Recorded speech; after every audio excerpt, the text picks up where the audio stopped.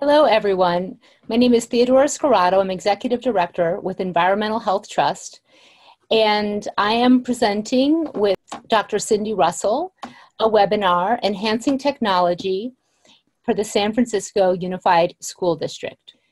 The United Educators of San Francisco issued a resolution in 2018, a resolution on enhancing technology safety. This was after the California Department of Public Health released a cell phone radiation advisory on how to reduce exposure to the radio frequency radiation from cell phones. And I'm going to briefly summarize the resolution, and then Dr. Cindy Russell is going to present. And then I'm going to talk about policies that are happening internationally and in the United States, and then go into how practical advice for teachers on what they can do in their classroom, on what schools can do, and what administrations can do at various levels.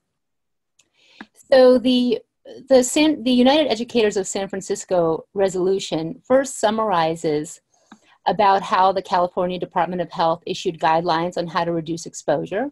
California officials say the warning about keeping a cell phone pressed up against your ear was issued largely because radio frequency emissions could be damaging, particularly to children.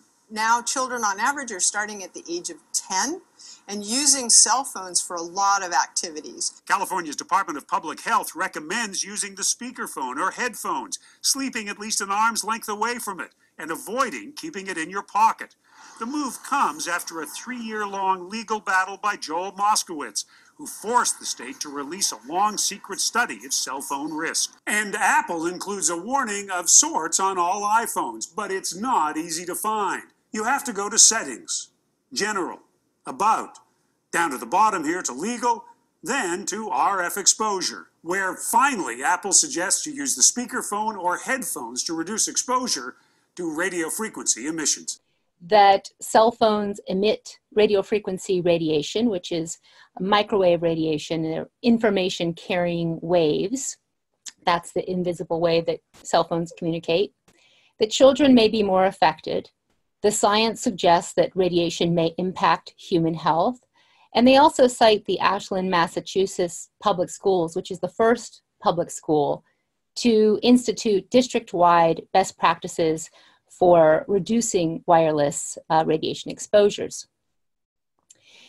And the resolution goes on to say, and in the corner you can see that, which you can download from the California Department of Public Health, that the California Department of Health guidelines recommend keeping the cell phone away from your body, reducing or avoiding the use of cell phones when it's sending out high levels of radio frequency radiation.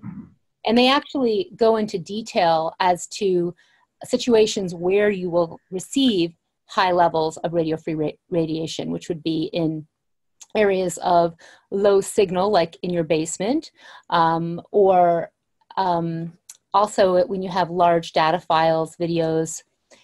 They recommend not sleeping with your cell phone, removing the headset when you're not on a call, and not relying on radiation shields. Therefore, it be resolved that the Labor Management Health and Safety Committee discuss the dissemination and development of these guidelines into the schools for students and parents, maybe in the handbook, for staff, and posting the cell phone radio frequency radiation safety guidelines in every classroom. So now I am going to change my slides to Dr. Cindy Russell. She is the Executive Director of Physicians for Safe Technology. Hi, I'm Dr. Cindy Russell, and I'm Executive Director of Physicians for Safe Technology. And I'm a practicing physician. I've been working on toxins in the environment for over 25 years and witnessing the epidemic of breast cancer. So I became very interested why there was an epidemic of breast cancer. And when I was researching a proposal to place a cell tower in my daughter's middle school, I discovered that the cell towers and wireless devices that support them are fundamentally harmful to biological processes, both at low power and high power. A lot of people say, what is wireless technology? Well, wireless technology is a transfer of data and information on radio waves in the electromagnetic spectrum without cables or wiring. And you can't really see it, hear it, you can't feel it, but these wavelengths, they're transmitted through the air and received by the device, which transforms that data into sound or visual media. This radiation, microwave radiation that's currently used, passes through and it's absorbed by anything that contains water, and that includes plants, trees, animals, human beings to varying degrees. The electromagnetic spectrum. That is a continuum. You may all know as teachers that this is a continuum of all the electromagnetic energy waves that are arranged according to frequency and wavelengths. The longer wavelengths are to the left of the visible light, and these are radio waves and microwaves. When you go to the right of the longer wavelengths are to the left, and the shorter wavelengths are to the right of visible light. And to the left, you see the non-ionizing radiation, which are the radio waves and microwaves. On the right is the gamma radiation, which everybody understands are harmful. And we do have natural electromagnetic radiation that's emitted by the sun and earth. It's very low power. It's what we evolved in. And we're protected from the UV radiation from the sun and cosmic rays largely by the ozone layer.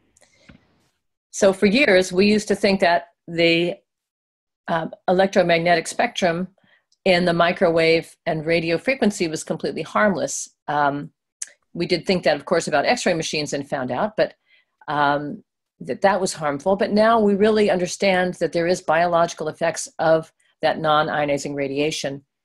And our modern telecommunications are now based on that wireless technology. And it creates these artificial electromagnetic wavelengths and that we had not really been exposed before. These are wireless devices that you can see in the next slide that include your cell phone, your routers, computers, your cordless phones, and now we have watches, and now we're going to have wearable devices as well. Cell towers are required to transmit that data information and add to that radiation that's emitted. It's important to note that the radiation does bounce off metal. It concentrates in rooms that have a lot of metal. And then with the next slide, you'll see that the FCC standards are obsolete. The microwave radar was developed in the 1930s by physicists. And since then, it's been used in the military, in communications, and a key factor for Allied victory in World War II. And in 1984, cell phones were first introduced. But the fact that cell phones were introduced is only based on heat and as the only endpoint of harm. But since then, there's been an increase in the background radiation level, and we have more and more exposure to these frequencies. So again, this is a cooking standard. It's lower power, but studies have shown that even in this lower power, you're going to have biological effects because, as we're going to point out, we are electrical beings. So we have communication and cellular signaling through electrical and biochemical means. And it makes sense that it's not just the heat, because we know that there are endocrine disruptors that hijack our metabolism. These are toxins. And in that same way, this electromagnetic radiation can also cause harm. One of the other issues, of course, we know is that the vulnerable populations, such as the fetus and pregnant women, babies, elderly, and those with chronic illness, are not really considered in these FCC standards. And we know that cumulative effects are really important, and that's not taken into consideration. If you look at the bottom of the slide, you can see also that the radio frequency bioeffects that are reported in the Bioinitiative report are very low. They're in the range of 0.003 microwatts per centimeter squared, yet the standards allow up to 1,000 microwatts per centimeter squared. So there really needs to be evaluation of these standards. We're going to look at mechanisms of toxicity next. And a lot of people have said for years there's no mechanism, but now we actually know that there is a mechanism of harm, and actually probably more than one, but one that's been well studied is oxidation. And that is basically the creation of what we call reactive oxygen species. And when that radiation is absorbed, it creates a cascade of inflammation, and it's a very complicated molecular process, but it basically winds up contributing to oxidation. And there are 93 of 100 studies that were reviewed that showed this. So it's pretty well studied. And voltage-gated calcium channels have also been studied. There's harm to the membranes. So there's many studies on this. And what we look at when we see this kind of radiation when it hits us is that it's like a punch. So people go, well, it you know, doesn't really, it's just going into your cells. It's not harmful, but they can average these kinds of radiation levels, and they say that they're okay because they're below standards. But we really need to look at the peak levels and the pulsations, because it's those pulsations that actually hit the membrane, punch the membrane, and injure the cell. And that's called modulation. When you look at oxidation and you look at toxins in the environment and chemicals, that oxidative phenomenon is injurious. Doesn't matter if it comes from a cell phone or it comes from a chemical or pesticide or industrial chemical, in that same way. And many studies have associated this oxidation with harm to our biological processes, including chronic disease and aging. And essentially, if you want to, for an inanimate object, you can think of oxidation as creating rust. And for us as humans, aging and other damage, which we're going to look at. So we're going to go now to the next slide, and that's evidence of harm. So when you look at that, there's evidence in basic science, case studies, epidemiology, and long-term prospective studies that have shown harm. And this is in many areas. It's broad harm. Cancer, if you note that the microwave radiation that we're exposed to now is considered a group 2B carcinogen, a possible carcinogen. But there's been enough evidence now it's accumulated to list it as a group 1 human carcinogen, according to many scientists, including Dr. Miller. So because it's not been reevaluated with the current studies looking at biological harm. There's also harm to our reproductive organs, sperm, ovaries, embryos. There's many studies, neurologic harm to brain cells, memory. We're going to talk about a little bit of these in a minute. Environmental harm to plants, birds, trees. And again, stress and oxidation in cells is a mechanism. Cumulative exposure needs to be taken into account. We're going to go ahead with the next slide now. One of the things that most of us know is that blue light can be toxic to our bodies. And the way that blue light can affect us, it can suppress melatonin, and that leads to disruption of sleep and circadian rhythm. We all know that. That's why there's all these blue light screens on our computers now. But melatonin, as it winds up, is a wonderful antioxidant. It's our own internal vitamin C. And it really is important to protect us from harm from oxidants. And studies have shown that low melatonin enhances cancer growth, and also can be associated with other chronic disease processes. Some newer studies, interestingly, have found that this oxidation can affect mitochondria and damage photoreceptor cells in our retina. And these are new studies by Osborne and Ratnakya. So we have to be really careful about our exposure to digital media in general and how much we're exposed to.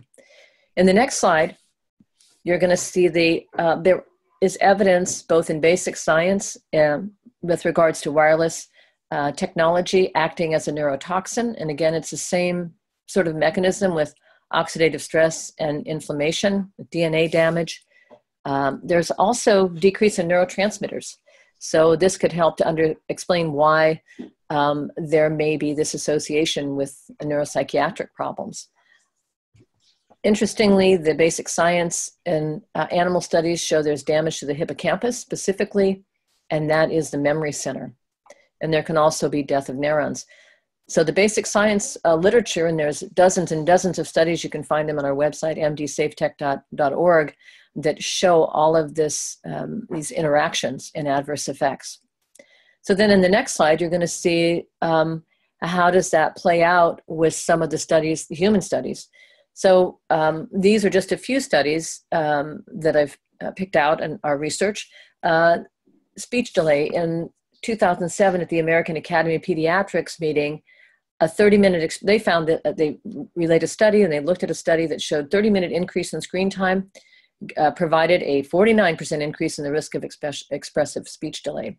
So that's one of the first that's really documented this, and I'm sure there's more studies that are ongoing.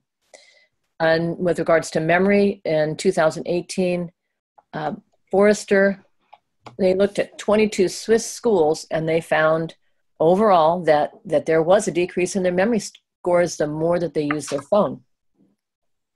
In 2017, looking at ADHD and cell phone use, that very large study, 5 cohorts, 5 countries, Denmark, Korea, Netherlands, Norway, Spain, they found an increase in maternal cell phone use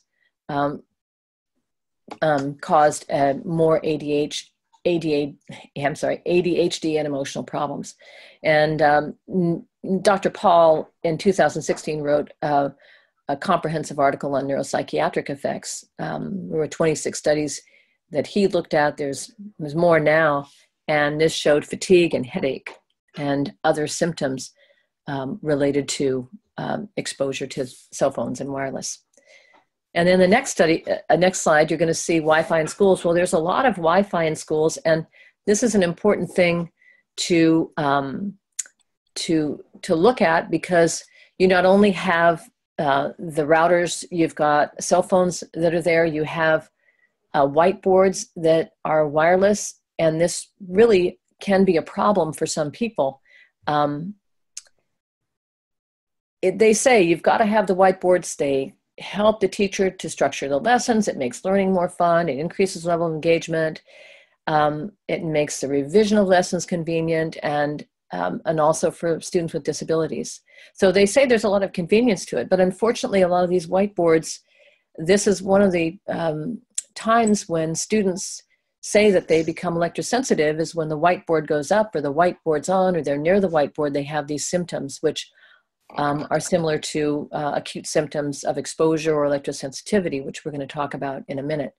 So, so it's really important to look at all those issues. And the other thing, of course, is that all those wireless devices are supported not only with Wi-Fi in the class, but the cell towers that are nearby, and that needs to be taken into account.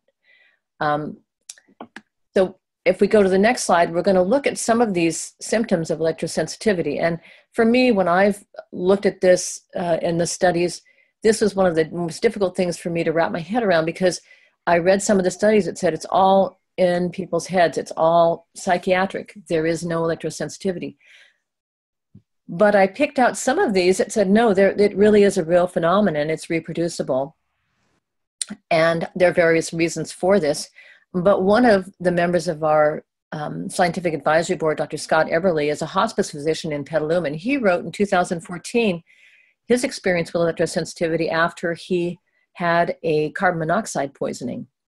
And the PG&E came out, they removed it, the carbon monoxide, but he still felt fatigued at times. And when he was out in the wilderness, he had no problem. But when he came back home, when he was in the presence of cell phone and the computer, he would notice that he would have these symptoms, and their headache, dizziness, brain fog, many symptoms that are related to this that you can see.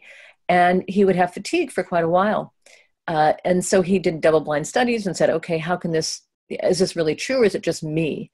And he really found out that he really was. So he wrote this article about how difficult it is for people with electrosensitivity to be taken seriously even. And I've met him, I've talked with him. He is just a wonderful person, and I really appreciate his contributions. And you can find these on our website under the electrosensitivity tab. There's scientific literature, but there's also another review of topics literature where you can read about his experience, and he also published literature on this. So I think it's something to think about for school nurses, especially, that if they have kids that are coming in, say, I've got a headache, try to really get a sense of how, a lot of people have headaches. Is it really related to the presence of wireless devices, and at school, at home, and so forth? And take it seriously and ask questions. I'm going to, next slide. Children are more vulnerable. They have thinner skulls.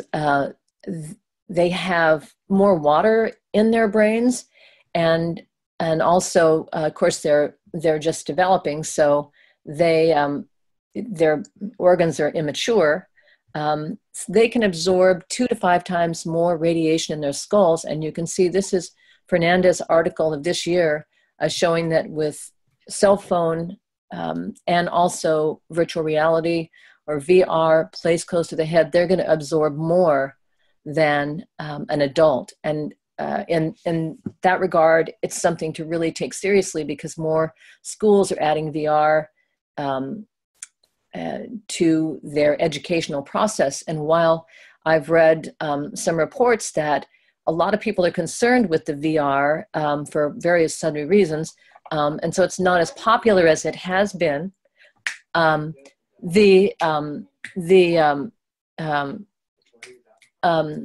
so sorry.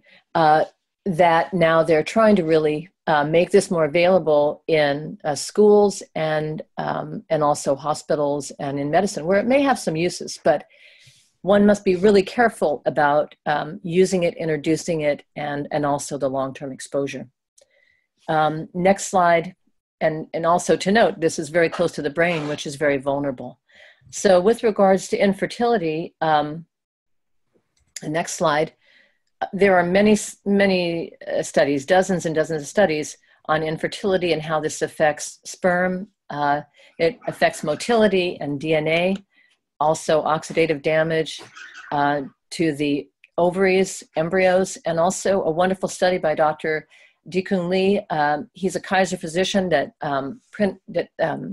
published an article this last year looking at 930 pregnant women, and he looked at just an everyday exposure and put a monitor on them and looked at their magnetic fields, electrical fields, and found that with just an everyday exposure, those that had the highest exposures overall had almost a 3-fold increase in miscarriage rate. And it's one of the best studies that's been done on this. It's really carefully done. So we really have to take these studies really seriously, very carefully done. They're over a long term. Now we're going to look at breast cancer, and I'm a reconstructive surgeon, so it's been especially important to me to look at this. Dr. West, John West, had published an article back in 2013, and he looked at, he had a case of a woman, he had actually several cases where they had placed their cell phone in their bra, and they developed a cancer in the same area where their phone was placed. And in one instance, there are 4 antennas on this phone all around the phone, that specific multifocal tumors, there are multiple tumors in the breast. They were in those specific areas where those antennas were. And at that point, he was actually sort of pushed by his patient to say, this is a real issue. We should try to, get the word out. And then, I've had patients, and I've had other people say, yeah, that's where I put my phone, and that's where my tumor is. And very concerned about this. We all know not to carry our phones in our bra, or if you do, have it on airplane mode. The next topic that we're going to talk about in the next slide is cancer and the NTP study. Well, this NTP study, National Toxicology Program, did a long-term study. It was 10 years on cell phones and cancer. It was $25 million. The peer review came out. It's basically showed clear evidence of carcinogenicity for heart tumors, significant increase for brain tumors, and also tumors of the adrenal medulla. And in addition, a fairly significant risk for prostate. When you look at the controls, most of the controls did not get tumors, and it was much lower than their normal rate. And there's some question of whether or not because these rats were shielded from this electromagnetic frequency radiation, that maybe that was protective for them. If you look at some of the other evidence in that study, it definitely showed DNA damage and also showed this unusual cardiomyopathy, which was similar to aging. And that's a concern because it points out again that this radiation does pass through our bodies and can cause many different kinds of effects. If you look at cancer rates, brain cancer now is rising in England. People have said, well, the brain cancer is not rising, so there's no evidence of harm, even though Dr. Hardell and others have found studies showing that a strong association between brain cancer and use of the cell phone on the same side of the head. But now the brain cancer rates are starting to rise. And if you look at brain cancer in the United States, it's the most common cancer age 0 to 19, and second is testes, and third is leukemia. There is an abstract published at the American Academy of Pediatrics recently by Siegel, and it showed basically an increase in all pediatric cancers as well. So, and that could be different things, but it's interesting to note. So in the next slide, what should we do? Well, we need the standards to be reevaluated. We need to have biological based standards that are based on the science, which is now being ignored because, again, all of these standards are based on heat and not biological effects that are seen and identified in all of these different kinds of studies that are broad. That we need to really look at these. I really appreciate, and we all appreciate, the California Department of Public Health guidelines, and basically their message is to reduce your exposure. If you go to the Austrian Medical Association, and that's on our website, you can look that up, and I'm sure Environmental Health Trust as well has much information for you. They have really detailed guidelines on the diagnosis of electrosensitivity and how to reduce exposure. We have links to that on ours, and we actually have an electrosensitivity questionnaire as well. But they advise reevaluating the standards. And the California Medical Association passed a resolution in 2014 to also ask for reevaluation of standards that were protective of human health and environmental health. There's some really good articles. Dr. Paul has an article about risks to 5G in the EU and so forth. And he points out really that a lot of these really wonderful studies that are really carefully done, they're robust studies, and these studies are not taken into account when they're looking at these new standards. They do list them, and Dr. Paul has done a really wonderful job and in really carefully looking at every study that they've looked at, and those which they've included, and those which they've basically dismissed or not looked at and said, we're not going to include those in our deliberations. And I think it's a real problem, because we want to be science-based. And if we're science-based, then we have to include the science that actually is there and isn't just convenient for some. In the next slide, there are other issues that are related to wireless technology, and we just shouldn't forget about them. One is this deployment of 5G, small cells, and many of you, if you're aware in your neighborhoods, there are a lot of now sort of battles going on in cities that they wish to deploy all these cell towers every 200 meters, because 5G is smaller wave technology, and it's going to have on every block these small, quote, small cell towers. There's a lot we can say about that. But in addition to this, all these loss of these 5G deployment, we're going to have loss of our landlines, and AT&T plans in 2020 to remove these. They already have got this sort of in the pipeline. I think people are not really aware of that, and they're trying to switch everybody over. But as it winds up, landlines are one of the safest, most secure, and cheapest ways for all of us to communicate and also have more privacy. If you look at everybody being in the cloud, we're going to have more energy use, more downloads, more servers, and in this, we're going to have more global climate change. It can contribute to more global climate change. And there's some interesting articles on this.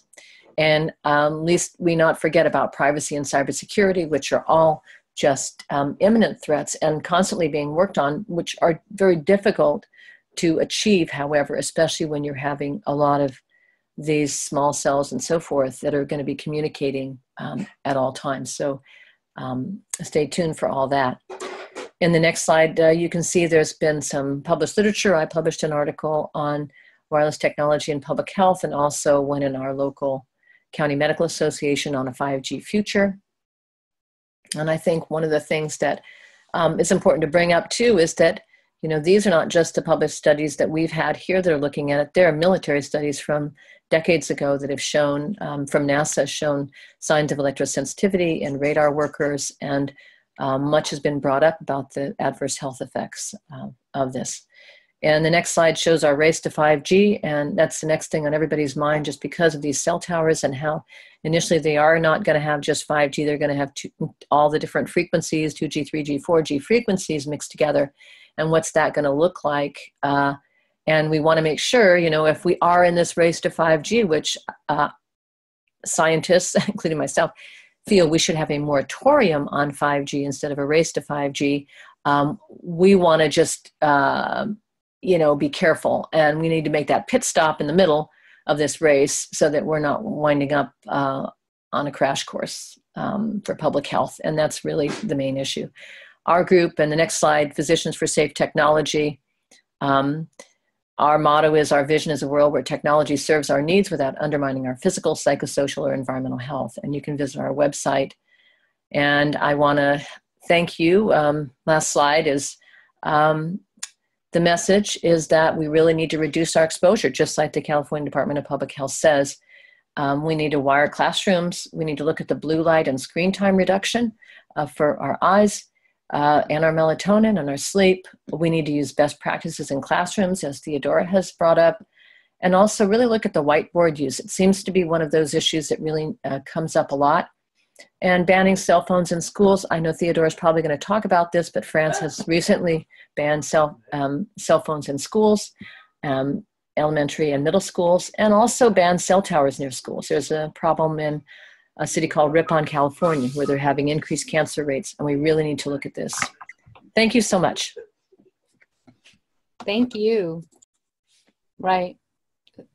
Thank you, Dr. Russell. And there's over 250 scientists who've signed on to the call for the World Health Organization to take action on this.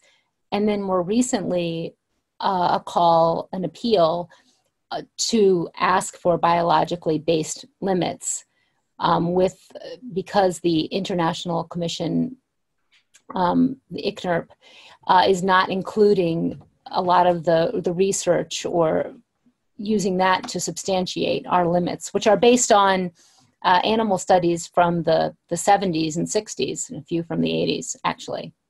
It's not based on current science, at least the FCC limits documentation is not.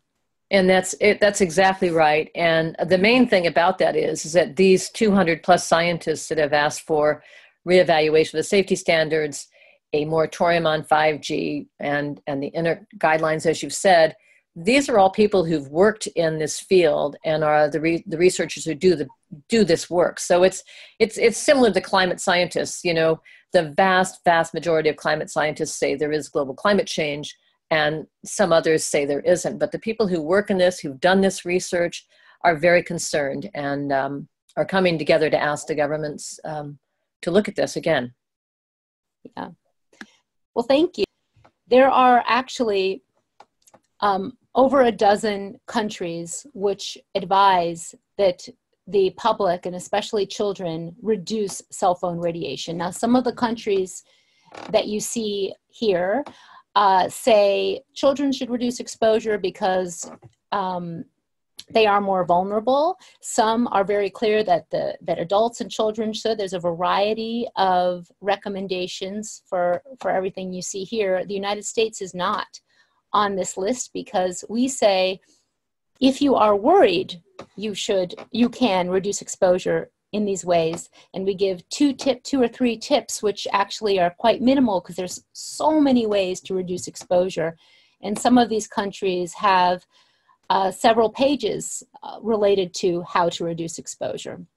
You can go to the Environmental Health Trust website and go to our policy section and see all of the recommendations. And I'm going to briefly talk about a few of them. In the United States, the Maryland State Children's Environmental Health and Protection Advisory Council, which is a 19-member council of pediatricians, public health experts. They have representatives from the House and the Senate of the Maryland State, and also the Department of Education and other state departments, has issued a recommendation on Wi-Fi in schools, which does recommend limiting radio frequency radiation in schools as much as feasibly practical. And they have listed a lot of ways to do that, such as wired devices in the classroom. Some of I think the low-hanging fruit, so to say, is that when there's a new build, putting into the building design ways so that this can be more convenient, because making sure that there's the availability to plug in your devices, wired phones, etc. And that's all on the website. Welcome back. Now, just last week, Adelaide CBD became one of the world's biggest Wi-Fi hotspots. For the tech-savvy, it's a priceless convenience. But Wi-Fi has some health experts worried. They fear it's damaging our health and we won't know the full effects for generations to come. Here's Jade Robram with one Adelaide school that's taking no chances. Exposures in a school environment are actually much higher than in any home environment. And whether or not you're using the Wi-Fi, that router is emitting microwave radiation, and so you're constantly exposed. Dr. Magna Havas is a leading expert on electromagnetic radiation in Canada. She believes there's a great risk when it comes to Wi-Fi and children. It's an emerging health issue because we've got evidence now that it's been linked to cancers, to reproductive problems, to electrohypersensitivity, to heart palpitations. So we're really dealing with a tsunami. Wi-Fi is now considered a necessity in most schools and workplaces. It's revolutionised the way we work, learn and live. Even though Wi-Fi emits low-rating radiation waves, the problem is it's everywhere. Progressive countries like France, Russia, Israel, Italy, China, Switzerland, their exposure standards are 100 times lower than what's allowed in Australia. Not having technology as a focus means that our children are thinking in a much more responsible and productive way. One place that switched off its Wi-Fi connection is Upper Sturt Primary School. Principal Barb Jones. There's not enough evidence that Wi-Fi is completely safe at this stage. We haven't had it long enough. It was very difficult to find a school that was Wi-Fi free. Tony Glab, mother to Alexander and Christina, was adamant she wanted to send her son to a Wi-Fi free zone after learning the World Health Organization classified it as a potential carcinogen. We have those lessons from history where we know that governments take often decades to respond and act in the interests of public health and safety, and that's clearly shown with asbestos and smoking and lead. So once again, this is one of these issues that potentially in 20, 30 years' time we may look back and say, gee, why did we do that to our children? Students still have the use of computers, but they're hardwired, which means no radioactivity is emitted. We wanted our children to understand that computers are a tool. They're not the first part of research, or they don't have to be. It's an idea that countries like France, Russia, Italy, China and Switzerland implemented in schools, kindergartens and daycare centres years ago. But yet Australia won't do it. The exposure standards are not geared towards children, they're geared towards the 6-foot healthy man. I don't see a 6-foot healthy man in a childcare centre, a kindergarten or in most primary schools. The Baby Safe Project, which is an effort between Environmental Health Trust and Grassroots Environmental Education. There is an appeal signed by over 200 doctors, educators, and experts about recommending how to reduce exposure to pregnant women, specifically because of research which has found impacts to the developing fetus. Dr. Hugh Taylor, who's chief of obstetrics at Yale Hospital, presented at the press conference when this campaign was initiated about his research, his team's research, which found in pregnant animals, in mice, that the babies, the offspring, when there had been cell phone radiation exposure in utero, they scored poor on memory, they were more hyperactive, symptoms that would be akin to, similar to ADHD in humans. And there's also studies that have looked at prenatal exposure and impact on behavior, and that is, again, all on the website and on Physicians for Safe Technology, as well as EH Trust. The Baby Safe Project has 10 ways to reduce exposure, which is very handy, and also videos, which I would offer as a resource. Now, Yale's top OBGYN says your phone can even affect your unborn baby. I think we need to warn people to keep their cell phones away from their abdomen, keep their cell phones away from their unborn baby if we want that baby's brain to develop normally and that child not to have behavioral problems later in life. Dr. Taylor also found that infants and children whose brains were exposed to cell phone radiation were more likely to have behavioral issues. Doctors and scientists from across the country taking on this issue during a pediatric conference at the Baltimore Convention Center. Panelists also finding a connection between exposure to cell phone radiation and other health issues. There's a correlation between cell phone use in pregnancy and behavioral problems in their children. These devices are really stressing and straining our family relationships, because the average mom or dad will check their phone 60 to 110 times a day. Doctors say the infant brain, even while in the womb, is especially vulnerable. Keep the phone away from the abdomen, especially toward the end of pregnancy. Experts say holding your phone even a few inches away can lower risk. They recommend using headsets, and when you're not on your phone, keep it as far away from you as possible. So we're getting like a triple, quadruple whammy between the biological effects, the psychological effects, and the brainwave effects. One thing that most people are unaware of is that in all phones and wireless devices, there is a fine print manufacturer warning stated by the manufacturer. So, for example, with phones, I have here the iPhone 4. Carry the iPhone at least 10 millimeters away from your body to ensure exposure levels are at or below FCC, it's about FCC limits. With laptops, it's usually 20 centimeters, which is about 8 inches. Decked phone bases as well is about 8 inches. And everything that's wireless has a statement about radio frequency. And what this means is that when devices come to market, they are tested to meet our FCC limits, which are outdated and not applicable to children, not protective to many populations and really everyone, because they don't protect for biological effects, but nonetheless they exist. However, when the device is touching the body, for most devices, such as PCs and phones, they will exceed our government limits. So because they're not tested in that way, because the regulations are antiquated. And you can go online and also read all of those fine print warnings as well. Now, what happens is when a device is going on full power, and these tests are all done at the highest power, sort of the worst case scenario. There's been documentation about how showing that when devices are tested at body contact, they exceed FCC limits. Recently, the French government released hundreds of tests which document this, and actually phones have been pulled off the market because of that.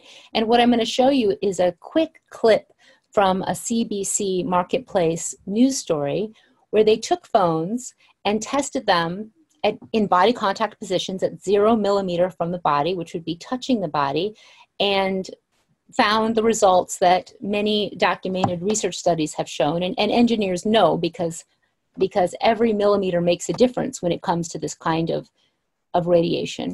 Why don't they test the way that people use it, like next to the body? I think if phones were tested the way people use them, none of them would pass. The results from the first test, the way manufacturers do it, are in. All 3 phones come within the safety limit. Okay, so that's no surprise to you? That's no surprise. Time to start our test the way most of us carry them. We'll roll this thing all the way up until it touches and has a 0 gap. Have you ever done that test for anyone else before? No, I haven't, because it's not a requirement, so the manufacturers don't do it very often. Not required, even though most people we talk to say this. Yeah, I definitely would not carry it 5 millimeters for my body. I would have it very close to me. So the tests are all done? Tests are all finished. And? The number exceeded the limit. It went up significantly with each one of the phones. That's right. The phones exceeded the safety limit when they were moved right against the body. The radiation absorbed increased 3 to 4 times. And in light of that, the Berkeley, California passed the cell phone right to know ordinance, where retailers are to inform the public with the following sentence. If you carry or use your phone in a pants or shirt pocket or tucked into a bra when the phone is on and connected to a wireless network, you may exceed the federal guidelines for exposure to radio frequency radiation.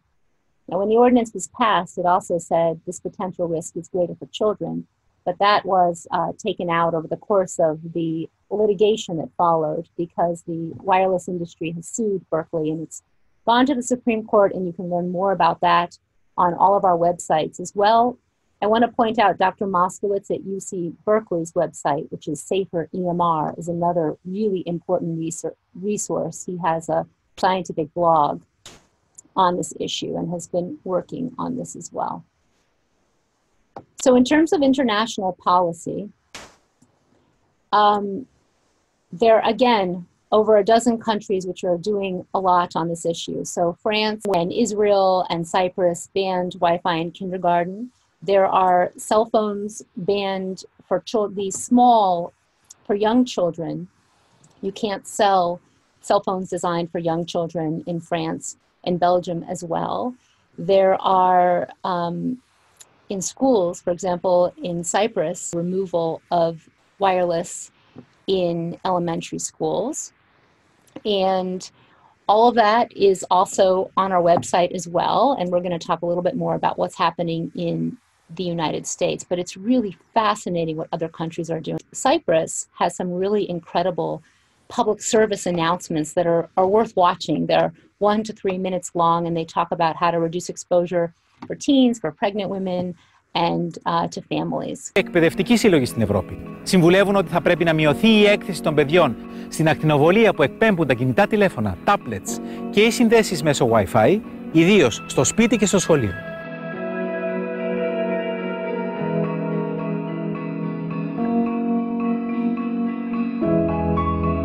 Η έκθεση των παιδιών σε ηλεκτρονικό νέφος εγκυμονεί κινδύνους. Η χρήση των κινητών και συσκευών Wi-Fi από παιδιά μικρότερα των 14 ετών πρέπει να αποφεύγεται. Προφυλάξτε την υγεία και το μέλλον των παιδιών σας. Το ίδιο ισχύει και για την έγκυο. Οι έφηβοι ποτέ δεν βάζουν το κινητό στο υπνοδωμάτιο τους, στις τσέπες τους, στα μπράτσα ή κοντά στο στήθος τους. Πάντα χρησιμοποιούν hands-free και κρατούν το κινητό μακριά από το σώμα τους. Αξιοποιώ την τεχνολογία σωστά. Γνωρίζω τους κινδύνους και δεν εξαρτώμαι από αυτή. Χρησιμοποιώ ενσύρματη σύνδεση για τον υπολογιστή του σπιτιού μου και ενεργοποιώ το Wi-Fi και τα δεδομένα κινητής τηλεφωνίας μόνο όταν χρειάζεται και ποτέ όταν τα παιδιά μου είναι κοντά. Δεν χρησιμοποιώ κινητό τηλέφωνο στο αυτοκίνητο όταν τα παιδιά μου βρίσκονται σε αυτό. Η έκθεση στην ακτινοβολία είναι πολύ μεγαλύτερη. Προστατεύω πάντα τα παιδιά μου. Η Γαλλία ήδη με νόμο απαγόρευσε τη χρήση Wi-Fi σε παιδικούς σταθμούς και σε χώρους όπου φιλοξενούνται παιδιά κάτω των 3 χρόνων. Επιτρέπει ελάχιστη χρήση στα σχολεία κάτω από αυστηρούς περιορισμούς.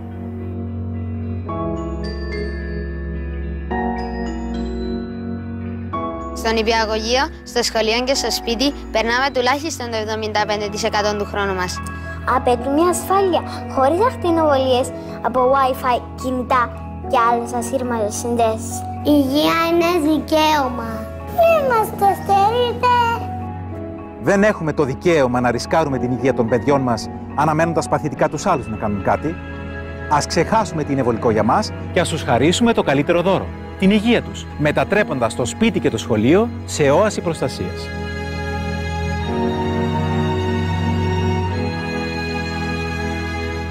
Το σπίτι μου είναι όαση αγάπης και ασφάλειας.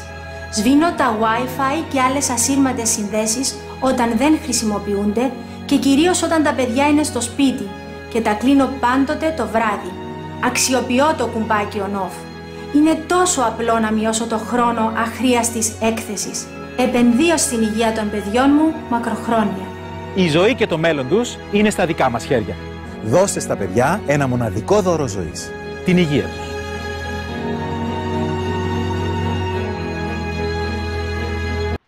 So let's talk about the classroom, and I'm also going to talk about what's happening in the United States too. There are many teacher unions and educational organizations in North America who've issued resolutions, reports, and resources on how to reduce exposure. I have a list here, and those are all on the website on a webpage on teacher union action under the policy heading. The Ontario Secondary School Teachers Federation wants a moratorium on Wi-Fi in the Limestone School Board.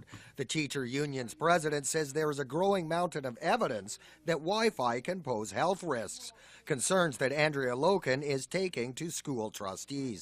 There are thousands of published peer-reviewed papers that are indicating adverse health effects from Wi-Fi. And we are seeing an increasing awareness around this issue worldwide. Loken says countries like France, Israel, and Italy are all taking steps to ban Wi-Fi in schools and daycares. The World Health Organization has listed Wi-Fi in the same category as other potentially cancer-causing substances. That's in the same category as lead, exhaust fumes, DDT. The Elementary Teachers Federation supports calls for a Wi-Fi school ban, adding there are also teachers who suffer from electrohypersensitivity. Symptoms are not the same in every person because it's not an easy diagnosis to get, and when you do get a diagnosis, you have to go to Toronto to get it. Both teacher union leaders say their fight isn't with the school board. They say they want to raise awareness about the need for a Wi-Fi moratorium until further health studies are completed and lawmakers can catch up with new regulations. We're going to the trustees because they are the only group that can really make the blanket decision for the board. No one from the Limestone District School Board was available for an on-camera interview, but they did issue this statement that reads in part, providing safe and appropriate places to learn and work is a priority for the Limestone District School Board. Trustees understand and are sensitive to the safety concerns some community members have regarding the use of Wi-Fi in schools. Loken says there are alternatives like Ethernet to deliver the internet and technology into classrooms. Darren Davis, CKWS Newswatch, Kingston.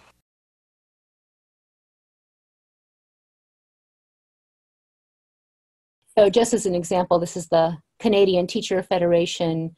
It's a snapshot of the web page. They have a briefing document on this issue that they have a committee created a report. This is from the New York Teacher Union webpage, and they also did a webinar, which I really recommend. It's with Grassroots Environmental Education, Patty Wood, and she interviews with Dr. Magda Havas. I hope that this webinar will spur you to learn more, and I would highly recommend this webinar as well. The Ontario English Catholic Teachers Association did a position paper, and a lot of what I'm going to talk about now, they talk about in their report. So they are writing about the exposure of Wi-Fi and how to reduce radio frequency to as low as reasonably achievable by applying the concept of prudent avoidance. And most recently, and we just posted on this on Environmental Health Trust, Castle Hill High School issued mobile phone safety tips and cyberbullying info, and it is fantastic. They have many recommendations to get educated in things that you can do to reduce exposure to cell phones and wireless, and also addressing cyberbullying.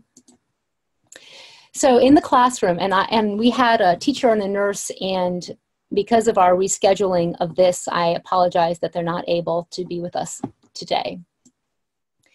Healthy routines in the classroom. What reminders can we do at the beginning of class? So a reminder to power off phones when the class starts, you know, just reminding everyone to turn your phones off. And I respect that that is really complicated and that there are kids that are not going to do that. But I think it's our job as adults, and I have certainly worked in camps and in the schools. I'm a clinical social worker for many years in the school system. So we still need to do what we can do. And I just want to say that I respect that this is much easier said than done. You got to start somewhere. A reminder to keep the phones away from the body, to turn your devices onto airplane mode. Because something that's really important to know is that every device, even if you're not using it, is radiating and connecting with their base station or with the cell tower. So you might not even be using something and it's still going to be emitting pulses to connect, and that is radiation. So turn it on airplane mode. Not to have curriculum where you need to be Googling on phones during class. And that requires pre-planning, something that we're doing a lot less of with the rollout of technology.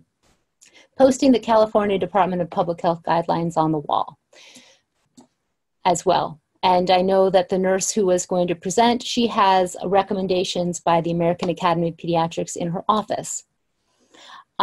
Just an example of what is happening here in Baltimore, this is from our website, not having the laptops on the lap. These are images from the integration of technology, a one-on-one program that we have. And all devices should always be on a table, whether the Wi-Fi is on or off actually, because of the ELF that they emit. There is scientific imaging that we have online as well, which is from state-of-the-art computer modeling showing the radiation coming off of the antennas and then the penetration into the body. And you can go online to see those. And they show how the body and the tissues of the body are absorbing this radiation. And this is a laptop on the lap. Now in Ashland, Massachusetts, they are the first public school system to post best practices for digital devices. It's in every classroom. They have teacher training on this every year. And I have to the left the best practices, and to the right a great resource, Cece Duché of Understanding EMF. She's an educator, and that is her presenting to the Board of Health. Really recommend that video as well. So here we have an example of a school system that is taking an approach to inform and reduce exposure to students. And this is another picture from Baltimore. And so children should be at the desk, keeping a distance from the screen with a healthy posture. And posture is another issue that has really concerned me, is how kids are using these devices. Because we're using them for so long, it's not okay to be sitting down with them on your lap and hunching over your neck, your back. This is not healthy for our bodies. And this other image I brought up because if there are children all sitting close to each other and the devices are on that are wireless, then you have to remember that the child in front of the device is also in close range to that and absorbing some of the radiation from that device. I know when I see children using devices, they're like, if there are 4 of them, they're all like almost eating the device. They're just so close to it and unaware. Parents are unaware. Teachers are unaware that if they're emitting radiation, that our bodies are absorbing that radiation, and that can be addressed by keeping things on a table, by having the wireless off, by having downloadable the curriculum downloaded first so that it's not needing to be connecting to utilize it.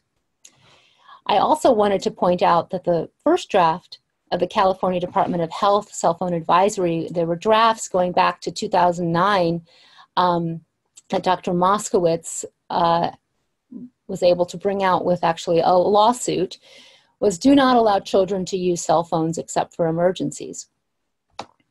And there, I have over 150 pages of drafts now to show everything that went on. They were written and rewritten, and I'm so thankful that they have finally come out for people to be educated on phones and wireless devices.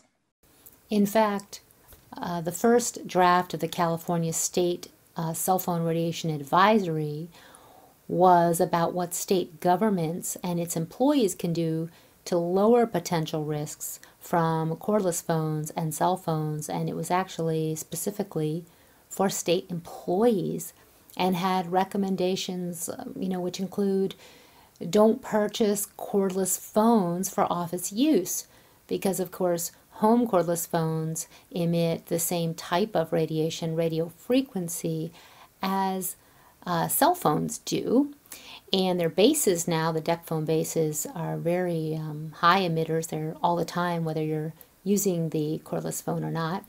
And there was even in these early drafts of the state California Department of Health recommendations to create contract language to require manufacturers to provide SAR ratings. That has to do with the absorption of the radiation into the body. It's a measurement metric.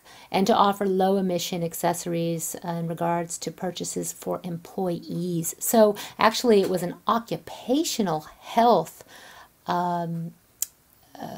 measure that was being drafted and redrafted, and it changed many times, and you can go to the environmental health website to learn more about that. So if you have laptops, tablets, turn them off when not in use. This is a simple start. The Wi-Fi, the Bluetooth, the cellular, and place them in airplane mode. It's really important to remember that sometimes airplane mode isn't good enough and you have to turn off Siri and Bluetooth and all the other antennas. It depends on the device. I talked about downloading the curriculum first, and laptop carts. Store the carts outside of the classroom. Avoid recharging them near students and staff because there are extremely low frequency fields that come off of electrical lines, and when you're really close to something that there's a lot of electricity, then you can be exposed to that as well. And the next steps for school in terms of policy and administration is going to be really critically looking at how best to implement technology in a balanced and healthy way. So our recommendation is new policies for cell phones and digital device use that include these health and safety issues. And not just about, more than just the radiation as well, but also addiction and the overuse. And there's so much with our use of cell phones and wireless that we need to develop policy for to inform and educate students. Corded phones in every room, and for students in common areas as well.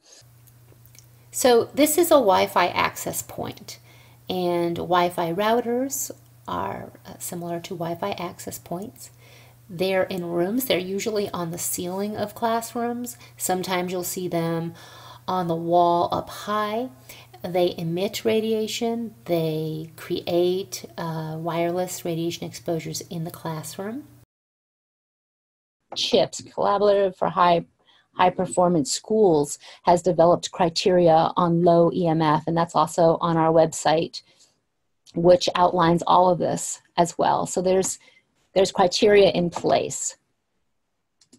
Cell phones in the classroom. There needs to be new policy to ensure that cell phones are powered off in classes as a school or district policy.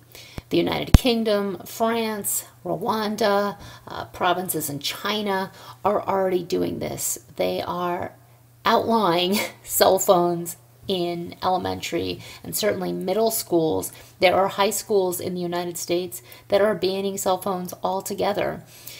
We know that cell phones are impeding learning, they are distracting, kids are texting, they're getting into fights, all kinds of things are happening because of phones in the classroom. In fact, I have yet to see where a phone in the classroom supports learning objectives. So a ban can go far, and of course that does mean that you have to set up a way that there can be communication, not just within the school, but for kids to be able to reach their parents, to do last-minute planning, and all the things that are happening now with the crazy after-school schedules that kids have. Things change. They have to have a phone that they can call their parents. And there needs to be a system that a parent can call the school, and it's not an imposition for the school to get the message to the student. This new study by the London School of Economics getting the attention of school systems all across the country. Scores improved overall, but the biggest difference was in kids who usually struggle. Texting, tweeting, trying to get to the next level of Candy Crush, all while the teacher is talking. A new study by the London School of Economics says it's a recipe for slumping test scores. Check out these marks. Grades improved 6.4% overall when cell phones were banned, but underachievers saw an even bigger spike. Their grades improved by 14%. This new study says banning phones increases productivity so much it's equal to adding an hour to every school week. The sampling was broad, 130,000 students from 91 schools all across England. The New Jersey Educational Association has put out a great post. They also have a two-pager. I have one of the pages right here about addressing all the health risks from electronic devices. I recommend that as a great resource. It's important to educate students and teachers and for ourselves to have our bedroom be a sleep sanctuary. You know, turn off, get the electronics out. Don't sleep with your phone. Use a battery-powered alarm clock instead of your cell phone, or if you use your cell phone, turn it on airplane mode.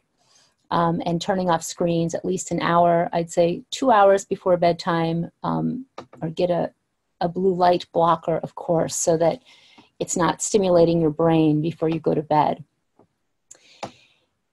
And also turning off the Wi-Fi at night is what a lot of people do when they first learn about this issue in order to reduce that exposure. These are images from the Santa Clara Medical Association articles that Dr. Russell has written, and there's actually many that she's written which are excellent about Wi-Fi in schools, about learning.